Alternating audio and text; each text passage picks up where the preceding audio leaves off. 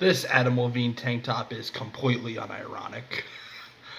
Hey everyone, welcome back to the channel and welcome to another album review. It's time to talk about album number 7 by pop rock band Maroon 5, also known as the Adam Levine Experience. This one is called Jordi, the follow-up to 2017's Red Pill Blues. Maroon 5 were actually one of the definitive acts of my formative years. They were one of the earliest artists I was introduced to when I began straying away from country music into pop and rock, watching VH1 and TRL regularly, and they were heavy in those rotations, so I got a good dose of their early stuff, and I I vibed with it, and I enjoyed it a lot. It's too bad that they fell so far from grace, as did most of the acts from that era, who really aggressively targeted the adult contemporary top 40 shtick. Most of those bands and artists are either disbanded or just faded into complete obscurity. I mean, Lifehouse, Matchbox 20, The Fray, One Republic. I mean, even Daughtry came back into relevance this year by actually going back to the guitars and drums, subsequently resulting in their best work they've ever done. But Maroon 5, I think, are just probably the biggest enigma, one of the biggest enigmas of 21st century popular music. A band of genuinely talented musicians who have seemed to chase trends at every juncture of their career, even dating back to their early stuff.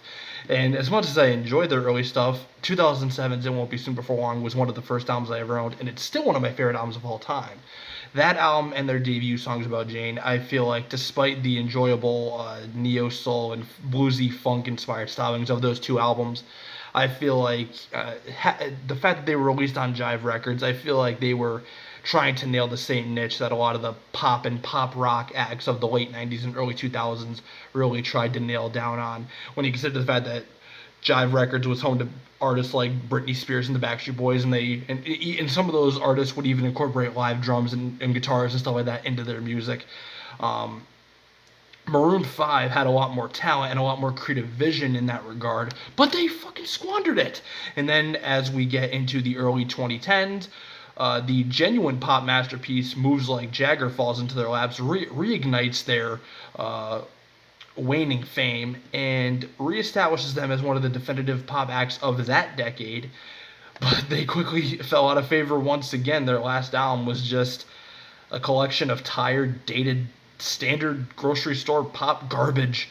And I mean, it's been a really disheartening and sobering downward glide, completely nixing the live instruments in favor of just your standard Walmart great value pop and hip hop beats and your just standard tedious production. And it all culminates in this new album, Jordi, which is named and dedicated to their late manager, Jordan Feldstein, who passed away in 2017. I had to look up his last name. That's how unprepared I am. And I'm trying to do this as unscripted as possible, so please bear with me. And as much as I'm sure that they genuinely miss him, and that I'm sure dedicating the album to his memory is genuine, and John from ARTV alluded to this in his review, I also have to be honest. I feel like it might be done partially to try to mitigate whatever negative reception this album might get, and it already has anyway. But what's even more interesting is, despite that, despite the fact that I'm not accusing them of exploiting his death for money, but this album's got features from Nipsey Hussle and Juice WRLD. I mean, these estates, as John pointed this out too, these estates love cashing in on dead rappers. I mean, and Maroon 5 are just the next in line in that regard. But they also got features from Megan Thee Stallion and Stevie Nicks. Oh my God. And that segues into another huge problem with Maroon 5, especially with this new album, is, I mean, the lead-off single Memories was their first big hit in a long time, in about maybe 6 or 7 years, where they were the only artist on the bill. All their recent hits, they needed the name recognition of like a Cardi B and stuff like that. They needed, of course, Girls Like You was one of their biggest hits ever, but they needed her on the bill to get more streams and get more views and stuff like that. And you'd think for an album like this where they dedicated the album to their late friend and manager's memory, you think that perhaps there was a chance, and especially given their continued efforts to insult our intelligence, tell us, oh, we're going back to the guitars and the instruments on this. I'll never forget after their fifth album, titled Get This V, came out. I'll never forget when they said, oh, we had a lot of fun experimenting with pop and hip hop, and now we're going back to the songs about Jane stuff. Oh my god, they really thought they could hoodwink us like that. And of course they never delivered on it. Adam Levine going as far as to say that rock is dead and it's not relevant anymore. Bullshit. But they just keep feeding more and more into like the standard pop and hip hop stuff. I mean, we're under no illusions of them ever going back to live instruments. But then we get into the actual album itself, and it opens with Beautiful Mistakes, a genuinely good song featuring Megan Thee Stallion. The guitar slicks, however discreet, are a nice touch. However produced and unauthentic and unorganic they sound, but it's still a generally good pop song. Adam and Megan do seem to actually feed off each other, and there actually is an actual melody there. But then we get to songs like Lost, where Adam is drowning his vocal track in so much reverb to mask the obvious laughable delivery. His unaltered bars sound just lazy and tired, and am I the only one who doesn't like his new vocal tonality compared to earlier projects where he'd actually show a little bit of personality in his voice? His voice is definitely starting to show his age, and it's a part of life, but I mean, it's just his voice is not enjoyable anymore.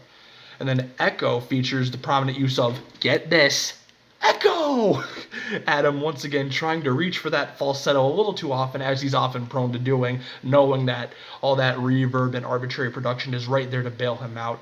And then we get To Remedy featuring Stevie Nicks of Fleetwood Mac fame. You'd think I'd have gotten hyped for this, knowing, because like I'm a relatively decent fan of Fleetwood Mac and Stevie Nicks by collaboration. I was just listening to her solo project, quote unquote, with Lindsey Buckingham before they were with Fleetwood Mac. You think I would have gotten hyped, but I found myself abandoning ship about 75 seconds in. I fell down the Google rabbit hole. I started looking up other things that were amusing me, and then I remembered, oh shit, I'm doing an album review. I have to pay attention. And that's where I kind of just like completely lost interest. All you have here is all this standard trap SoundCloud beats, like all the stuff that really came into prominence in like 2017, and Maroon 5 are just going on 5 years late to the party. I mean, what, I don't know what you want me to say. It's a band that chases trends, but they're behind the eight ball at the same time. They're not trend setters, they're trend chasers, and they're not even quick enough to keep up with the trends. I mean, what genuinely good pop and pop rock they did before might have worked because there wasn't much like it at the time.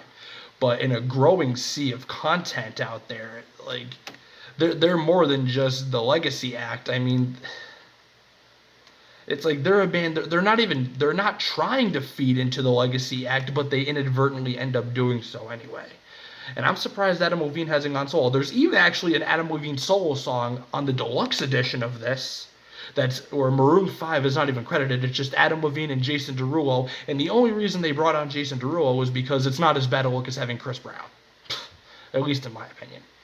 So, yeah, I mean, you got the same tedious production. You got a laughably bad vocal delivery from Adam Levine, using, of course, all that production and all these electronic bells and whistles to mask his low-key, really bad voice, and, of course, piling on the features, especially from Nipsey and Juice WRLD, trying to cash in and sell a few more copies and a few more streams, knowing that they, on the back of their own name recognition, can't produce the goods anymore.